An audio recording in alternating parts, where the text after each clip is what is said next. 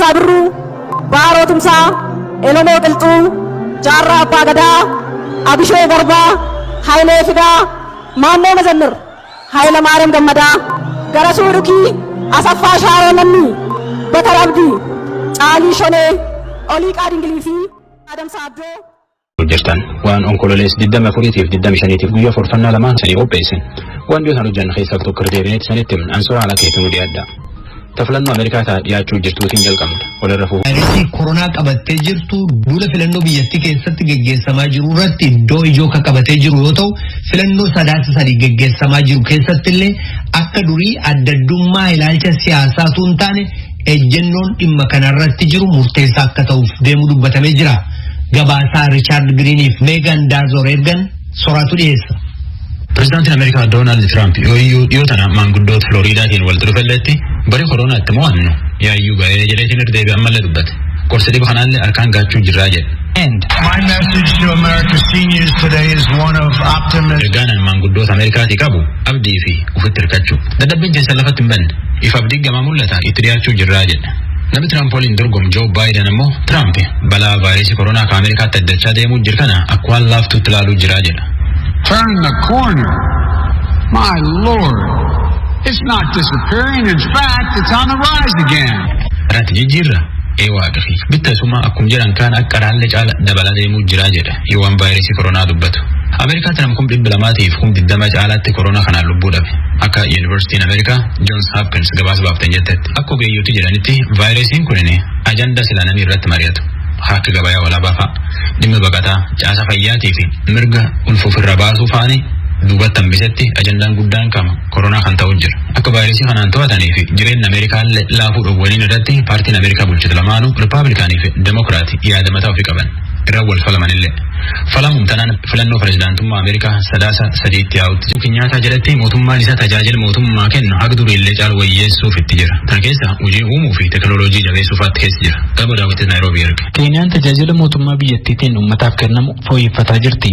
Dhuma torbee kana pireezidaantiin biyyattii Uhuru Keeniyaataa piroojeektiiwwan dargaggoota biyyattiitiin tajaajila mootummaa fooyyessuuf hojjetamaa jiran damee waajjira qabeenya bineensa bosonaa Keeniyaa akka kutaa bulchiinsa taayitaa beetaa jirutti argamuun ilaalanii jiru. Dubbii yeroo kana dubbataniinis Keeniyaataan mootummaan akkas tajaajila kennu ammayyeessuun dargaggootaaf carraa hojii banuuf illee gaariidha jedhan. Dargaggoonni biyya jaallatan diinagdee biyya ammayyeessuu keessatti hirmaachuun guddina biyyaaf gaarii ta'uu eeranii ammas ogeeyyiin biyyattii maappii yookaan kaartaa qabeenya albuuda Keeniyaan qabdu agarsiisu qopheessaa jiraachuu ifoomsanii jiru. When it comes to mapping for the first time in our region, the resources that akkas jedhu Keeniyaataan maappiin naannoo keenya ka jalqabaa ka qabeenya uumamaa qabnu agarsiisu qopheessuu laalchisee yoo mootummaan waan kana qindeessuuf jedhatti kubbaaniyyaan biyya ormaa an maqaa dha'uu hin feene takka hojii kanaaf shiilingii biliyoona 30 yookaan immoo doolaara miliyoona 2.7 ga'uu nu gaafate. Sanuu odeeffannoon biyya keenya harka biyya ormaatti kuufame odeeffannoo sana yeroo kam isa kamis akka argannu irratti aboo godhatanii ture kan qarshii agasii gaafatamne. Har'a garuu baasii dhibbeentaa 10 kana osoo hin baasin maappiin qabeenya albuuda biyya keenya keessa jiru agarsiisu amma ogeeyyii keenyaan qophaa'aa jira. Yoo wanti kun xumuramus qabeenyi dachee Keeniyaa keessa jiru bishaan, warqee, sibiilli gati jabeessi kamuu odeeffannoon isaanii harka seena. Odeeffannoo sanas uummata keenya miliyoona 50 bifa akkamiitiin fayyadamoo goona kan jedhu ammoo irratti karoorfanna. Egaa hojiin kun martuu dargaggoota kanaan hojjetamee jedhu Keeniyaatti yeroo dubbatan. And this is what will give us the opportunity to be able to develop that. Pireezidaanti Keeniyaattaan hojiin maappii kana qopheessuus bara dhufu kan akka xumuramus dabalanii ibsanii jiru. Itti aananii kan isaan dubbatan waa'ee lakkoofsa dhuunfaa mootummaan Keeniyaa lammiilee biyyattiitiif qopheessaa jirudha. Lakkoofsi mootummaa biyyattiitiin kennamu kan hundumaa nambaa jedhamu mootummaa Keeniyaa fi ogeeyyii biyyattiitiin kan gaggeeffamudha jedhan Keeniyaattaan. Lakkoofsa dhuunfaa lammii hundaaf akkasitti qopheessuun waan dinagdeen Keeniyaa gara ammayyummaatti saffisaan seenaa jiruuf ta'us Keeniyaattaan dabalanii himanii namoonni siyaasaa fi qaamoleen kaan garuu odeeffannoo kana lammiilee biyya alagaatti walitti qabaa jira kan jedhamee odeeffamaa jiru haalanii jiru. Lakkoofsi dhuunfaa kun yoo hojiirra oolu lammiileen biyyattii tajaajila mootummaarraa fedhan kamuu bakka tokkotti argachuu kan dandeessisu ta'uu kana keessas waan tajaajila kanaaf barbaachisan keessatti hirmaachuun dargaggoonni carraa hojii fi teeknooloojii wal baruu hedduu akka argatanidha. Keeniyaattaan kan eeran Keeniyaan bara 2020 duula lakkoofsa uummataa kan gaggeessitee turte yoo ta'u hojii lakkoofsa uummata biyyattii kanaaf kan hojiirra oolanii turan meeshaaleen hedduun biyyuma keessatti kan oomishaman ta'uu ministeerri infoormeeshinii fi teeknooloojii biyyattii alas beeksisuunsaa ni yaadatama. Gabaasa sagalee Ameerikaaf Galmo Daawit Naayiroobii. Takka wanciifaa jajjabeessanii misoomsuuf karoorri ba'e. Tunan immoo warri sumattuu warra naannoo haroo wancii jiru akka tokko gammachuu tokko tanaa jedhan immoo akka lafteen irraa nu buqqifnee jedhanii shakkii qabanii jedha Nakoor Malkaa oduu achiin arginu. Naannoo Oromiyaa godina Shawaa Lixaa fi Shawaa Kibba Lixaa gidduutti argama. Bishaan miidhagaa bifa cuquliisaa uffatee gaarreewwan gidduu ciisuu fi naannoon isaa magariisa ta'e kun haroo wanciiti. Muummeen ministeera Itoophiyaa Abiyyi Ahmed ji'oota muraasa dura haroo naannoo Amaaraa keessatti argamu Gorgoraa jedhamuu fi naannoo saboota sablammootaaf uummattoota kibbaatti kan argamu haroo Kooyishaa wajjin haroon wancii karoora gabataa laagar yookaan gabataan biyyaaf jedhamuun akka misoomu yeroo ibsan akkas jedhanii turan. Wancii እጅግ ማራኪ የሆነ wanciin baay'ee kan nama hawwatu ga'umsa kennaa fi aartii kan mul'isu gaara magariisa bishaan qabu hojii amma tokko hojjechuudhaan Finfinnee irraa fageenya baay'ee dhiyoo ta'e irratti kan argamu waan ta'eef namootni hedduu sanbataaf dilbata dhaqanii bakka itti bashannanuu danda'an hawaasni naannoo carraa hojii argachuu fi hojii uumuutiin jireenya isaa akka fooyyeffatu kan carraa kennuu danda'u jedhan. Muummeen ministeera Abiyyi Ahmed kaleessa mana maree bakka bu'oota uummataatti argamanii gaaffilee miseensota mana maree irraa ka'eef yeroo deebii kennanitti haroo wanciin wal qabatee waan jedhan qabu. Wancii እዚህ ጋር ነው ወንጪና ደንዲ የሚባሉ wanciin kunoo asumatti argama. Wanciif dandii haroowwan jedhamantu jiru. Jidduu isaanii fageenya kiiloomeetira 21tu jira.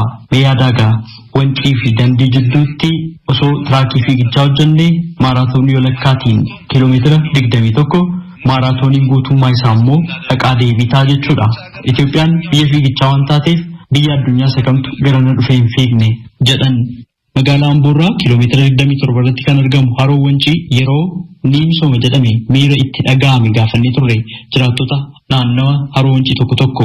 Maqaan koo Beellamoo Dallaqaan jedha. Ani umriin koo nama waggaa 7. Doktara biyyi dhufanii biyya kana ilaalanii biyya kana misoomsa jechuudhaaf baay'ee biyyi kun itti gammadeeti, itti gaggabeeti, jaalateeti, jaalala guddaadhaan takabbadeeti. Dassaaleen Galataan jedhama. Turjumaana Ikooturizimii miseensaa jechuudha. Baay'ee gammanne yeroo abbootiin keenya naa dhageenya abbootiin keenya nuti umurii keenya kanaan qaqqabne irraa moocii namboo walisoo moocii wancii kun misoomu. Mangistuu Lamaaran fakkeenyaaf naa dhageenyu bakkeensaa bakka gaattiraa ciciisaa bakka jedhamu sana hoteela ofiisaatii dhufee bulee nan hojjedha jedhee deemee nuun abbootiin keenya jechuudha. Nutis ijoollummaan qaqqabne irraa baruma baraan dubbatama barum baraanii si'a baay'ee pirojektiin kun jalqabamee qayyafamee achumaan hafaa ture. Kana dhuguma taanaan nuti umurii keenya kanaan kana arginee misoomni kun galma taataanaan baay'ee gammanna. Ayyaana lamman jedhama. Haroo wancii misoomuu isaarratti baay'ee itti gammanne Dr. Abiyyi Ahmed biyya kana dhufanii biyya keenya kana ilaalanii jechaadha. Biyya miidhagaa kana sirriitti itti gammanne asirratti pirojektiin kun hojjetamuudhaaf itti gammanneerra. Masnad Maasuun jedhama. Pirojektiin kun dhufa yaadannoo oduudhaan nageenyu gammachuun itti argame. Garuu nuti hadha biti kan gammachuun kan itti argame. Mootummoota darban keessaa mootummoota hedduu dhufee mootummaa wayyaanee bicheetu biyya kana qaqqabe. Karoorri misoomaa haroo wancii kun mootummoota kanaan dura Itoophiyaa gaggeessaa turan irraa kan dhiyaataa turee fi akka misoomu dubbatamaa ture jedhan. Kanaan wal qabatees shakkii qabnaa jechuun dubbatu. Mootummoonni hedduun isaanii dhufanii biyya kana irratti hojjenna jedhanii mootummaan hojjetan jiru garuu inni kun dhufee dhiidhaan dhufee nan hojjedhaa isa kanas gammachuu gammanna malee hamma jaayii nagarratti amma xumura isaa nagarratti wanti gammachnee wanni isaan hin jiru oduudhaan wanti gammannu hin jiru jechuudha. Mootummaan darban hundi isaanii nu soba waan ta'eef isheen jaayii nagarre waan ta'eef hamma gaafa dhufee hojii kana eegalee wanti nuti gammannu hin jiru. Mangistiin baay'ee dhufee ilaalaa turu namni hojjaarra nu hojjetu. Gizee Sillaasee dhufanii ilaalaa turan. Dargiin ilaalaa ture. Inni misoomsana jechaa ture. Misooma kan nu argisiise. Dhuguman ta'uu laata jennee taxaraxarram. Mootummoonni gara darban Gizee Sillaasee irraa kaasee Sillaasee nama bakkee kana bule bakkee nuti dhaabbannu kana jechuudha. Asitti kibbii Sillaasee jedhamaa dunkaana dhaabbatee fiddee kana bulanii jechuudha. Gizee Sillaasee irraa kaasee mootummoonni baay'een dhufaa turan. Hin dhufuu ajaa'ibsiisanii hin hojjanna jedhaniiti dubbataniiti deemu achumaan hafuu jechuudha. Sirna immoo ani umurii kootiin keessa baay'inaan keessa dabarse keessa sirna wayyaanee keessa soofatte si'a baay'eedha keessumaa moocii namboo walisoo si'a baay'ee dhufe si'a baay'ee bajanni bajjatame hin qayyasuu achumaan badu hin jammaruu achumaan badu jechuudha. Ammas immoo inni kun dhugumaa laata dhuguma immoo Dr. Abiyyi dhufanii wanti nutti himaniiru waanni kun dhuguma tattamaan waanni kun hojjaarraa oolaa moo hin oolu isa jedhu shakkii wanta keessa keenyatti ana bichaa otoo hin taane uummanni hundumtuu kanuma siin jechuu danda'a. Jireenyi qonnaan bultootaa naannoo haroo wanciin kan wal qabate ta'urraa kan ka'e yaaddoo qabanis akkasitti ibsanii jiru. Taaddala guddataan jedhama. Biyya kana keessatti biyya miidhagduu bareedduu kana keessatti fayyadamaa bal'inaan hin taane addunyaan nun barre namni illee nu mul'ate guddisee hin jiru. Ammaan kana naannoo kanatti wanti barbaadamu hawaasni biyya kanaa fayyadamu otoo qabeenya uumamaa ishee hin tuqamiin otoo hawaasni bakka kanaa hin buqqa'iin bakka kanatti faayidaa hin barbaada guddachuu hin barbaada. Wanti nuti jibbinu kana keessa biyya kana ka'anuun jedhan biyya kana ka'uun dandeenyu biyya kana maatiin keenya yoo ka'e warqeedha nyaannaa warqeen keenya kun yoo asii bade hin dandeenyu biyya biraatti gallee barahaa hin dandeenyu biyya kana teenyee biyya kanatti itti gargaaramuudhaaf biyyi keenya jaarsi ijoolleen qeerroon qarreen itti gargaaramuudhaaf baay'ee hin jaalanna itti gammanneen jedhe. Yeroo hojiin misooma haroo wancii jalqabamu waan ni gumaachina jedhanis dubbatanii jiru jiraattota kanneen keessaa. Gumaachummaa nuti gochuu dandeenyu naannoon kun humna qabnaa humna keenyaan bira dhaabannaa nageenya naannoo kanaa hin eegsimnaa fi kanaan bukkeen dhaabanna. Uummanni keenya qaama barate uummanni keenya beekaa dhabu hirmaannaa hundayyuu hin dhiyeessu fakkeenyaaf uummanni wancii achumaa dhufa keessummaa simata nyaatallee nama laatee nama kan falchiisu jechuudha. Mootummaan kun seera qabeessan dhuguma galmaan gaatennaan uummanni keenya guutumaan guutuu maateriyaal barbaachisu hojjetoota bulchuudhaan hafanii raffisuudhaan laatallee laaqanallee dhiyeessanii fi tajaajiluudhaaf uummanni qophiidha. Nuti waan ittiin gumaachinu humna keenya amala keenya attuun hin jirtu attuurraa dhoowwinee keessummaa gaggeessuu hin jaalanna keessummeessinee buna qabnu kenninee fi bishaan qabnu obaafnee biddeen qabnu warqee qabnu wajjin hin nyaannee kanaan gumaachinee gargaaruu danda'a. Gara fuulduraattis yeroo hojiin misooma haroo wancii jalqabamu waan abdatan ilaalchisees akkas jedhu. Nuti asirratti gurmoomnee turistoota gaggeessaa jirra. Waggaa amma kanaa hin hojjannaa turistoota faana warraaqna malee jijjiirama guddaa hin agarsiifne jechuudha. Sababni isaas maal inni turistiin baay'inaan hin dhuftu. Turistiin baay'inaan waan hin dhufneef naannoo kana hoteelli hin jiru. Riizoortiin turistoonni keessa bulan hin jiru. Nyaata barbaaddi, bulmaata barbaaddi, shaaworii barbaaddi turistoonni jechuudha. Garuu ishiin hin dhufti bardeema seenteet innum sana deebiti. Hoteelli haalli mijataan turistoota qophii asitti jiraate seera qabeessaan nutis fayyadamaa taanaa nuyi miti nuyi miseensa nama 50 yookiin waliigala nama 100 otoo hin taane jiraataan goda kanaa naannoo miseensa nama 1700 wayiiti. Ammi kun iyyuu kallattii adda addaatiin fayyadamaa ta'a. Piroojeektiin kunis immoo yoo dhufu tokkoffaa dhalataa naannoo kanaatiif carraa hojii ni uuma jireenyi uummataa jijjiirama fakkeenyaaf daandiin jiru ture uummanni rakkachaa ture bakka tokko bakka biraa deemuudhaaf amboo walisoo deemuudhaaf kunillee furmaa'in furama ta'a. Magaalaa Finfinnee irraa konkolaataa kireeffachuun namoota 20 ol ta'uudhaan gara haroo wancii dhufanii kanneen daawwataa turan keessaa yaada isaanii nuuf qoodaniiru. እኔ ብርሃን እባላለሁኝ ከአዲስ አበባ ነው የመጣሁት። አሁን ስመጣ ለሁለተኛ ጊዜ ነው። ብርሃንን jedhama kan dhufne immoo Finfinnee irraati.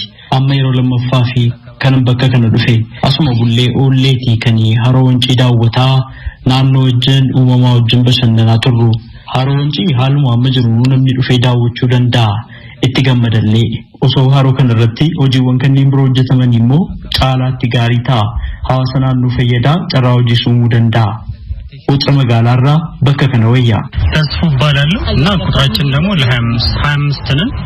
እኔ ለመጀመሪያ ጊዜ ነው የመጣሁት። ተስፉን ጀደማ ነሞተ ደም ሸንታኔት ገረነ ከንዱፍኔ አንገሩ የሮ ጀልቀባፍ ከንዱፌ ከናንዱረ ኡፌ በከከነ ዳዎቹ ፈዋን ቱሬ ሰበምኒ ሳሙ ህሪዮትኒኮ ዋንሶራን ተገርሲሰኒፍ ፎዳ ቴሌቪዥናቲኒ ስላላን ቱሬ ሙሜ ሚኒስትር አብይ አህመድ ደግሞ የሮ ሃሮ ወንጪ ረት ሆጂ ሚሶማ ኒሆጀና ጀን ሄዱን ገመዴ osoo haroo wancii irratti hojii misoomaan jalqabamiin daawwachuun qabaa jedheen dhufe jedhe sagantaa gabataa laagar yookaan gabataan biyyaaf jedhamu kanaan haroowwan sadan akka lakkoofsa Itoophiyaatti bara 2013 kanarraa jalqabee akka misooman kan ibsamaa jiru dhaabbileen garaagaraas deeggarsa misooma kanaaf ta'u taasisaa jiraachuu isaanii sabaa himaan biyya keessaa Faana Broadcasting Corporate FBC gabaaseera. Kanaaf gujibaa wal quunnamsiisuu eeggacite jee hedduu ta'ee jira. Karaan kun riqichisaa lama naannoo Cululiif Malkaa Gubaatti laga Daawaarraa lolaaf bubbeen eega cabeeyas tajaajila kennuu dhaabuu isaatiin namni walitti ba'uu dadhabee jireenyi illee qaaloftee jedhu warri lafaa. Bulchiinsi immoo dhiyootti hojii jalqabuuf abdii qabnaa jedha. Soraatu warra lafaa bulchiinsa illee dubbise. Kunoo. Wartoole karaan kun karaa dheeraa liibaniif dirree qaxxaamuree heddabra akka warri lafaa jedhutti karaan kun karaa adduuti karaa jireenyaaf irra gatan warri godin gujii baha kan nageellee booranaa si dubbis nama akka abbaa baruu faan nama akka galma faani makan himatan karaan kun eessa fa'a. Nageellee booranaa ta'uu faanii aanaalee godina booranaa jiru yaadan mee aduma wayyalee eegga waachii dibunu aanaalee ati jiran guutuma guutuu karaan ittiin bakka hin ta'an kiiloomeetira 350 fi 50 afaan 60 ilmaa mayyoon Karaan kun karaa kamii? Karaa gabaa guddaa. Hojiitti karaan godin Booranaa keessatti nasiisu. Ammi wanni jecha karaa kamii walitti daandanamee yoo martoo deeman malee? Karaan ibliin fakkiin daandan jiru karaan itti deemsu kana hawaasaa illa baadee buloora dhattee daasii akka dachaa akka duraan kan fal'uun caalaa dachalan daasee deemaa karaan ibliin jiru. Kiiloomeetira hagam deeman jechuun karaa martoo akkana kanaan?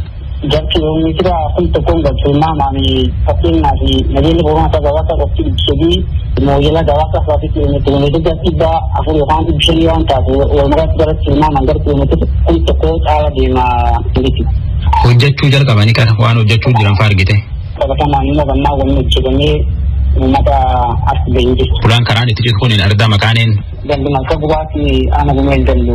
Warra lafaa gammee ifiitiin isa tunen. Nati baay'ee rakkachaa jira. Wedi qaattee namni amma ajjeela boona dhufee malka gubaa qof qarshii ibsadii konkolaataatti hanfalee ittiin deemaa jira. Eessirratti karaan kun hin. Galaana guddayyaa godin Booranaatii fi godin hojii kana waldaan jirtus galaan daawwaa kana haala. Amma akkamiin taakkanii balaan daawwaa kanarra yoo cite namni akkamiin wal taakkisiisa karaan dhibiin taakkanii jira yoo taakkuu fedhan sila. Karaan dhibiin taakkanii jiru namootaan bishaan baafuu beekanii suyyaammatee namni sun immoo beeksisa yookaan immoo qarshii ibsadee dhibba kun baaftee qinxaattita malee karaan dhibiin asii qinxaattita dhibiin jiru. Namni kana hawwatan jira? Meeshaan adda addaa uummata inni rafootillee baay'ee jira. Nama galma faani waan laggi kun waan citeetii karaa lagi daawwaa kan yookaan ammoo karaa cite kana maal irraa beektu? Laggi kun jira rafeessa galaanummaan sun nam fudhatee nam sun taatee isaatii fi achi deeme iltiyyaan waan argin jirti. Duraan magaalaa kanarra yookaan gandoota jiran akka simmintoo karaan keebbee akka boobaa akka bulbulii magaalaa bulbulii akka nafeebbee malka gubaa kanaan taakkanii hudatiin godin Booranaa taakkanii waajjin barmaan sooddi yookaan meeggaa yookaan karaa borborarmaan haga dhaasiitiin bokkul boomaatiin mooyyeleen mura turee karaan kun karaa bakkee du'a keenyaallee mooyyelee wal quunnamsiisaa barbeedhaaf ture karaan kun immoo karaa immoo hali hojjetanii yeroo dheeraa ture naannoo jiru. Baaroo Tumsaa, Oromoo Qilxuu, Jaarraa Abbaa Gadaa, Abishee Garbaa, Hayilee Fidaa, Maannoo Mazannir, Hayila Maariyaam Gammadaa, Garasuu Dhukii, Asaffaa Shaaroo Lammii, Bakar Abdii, Caalii Shonee, Olii Qaadingilii fi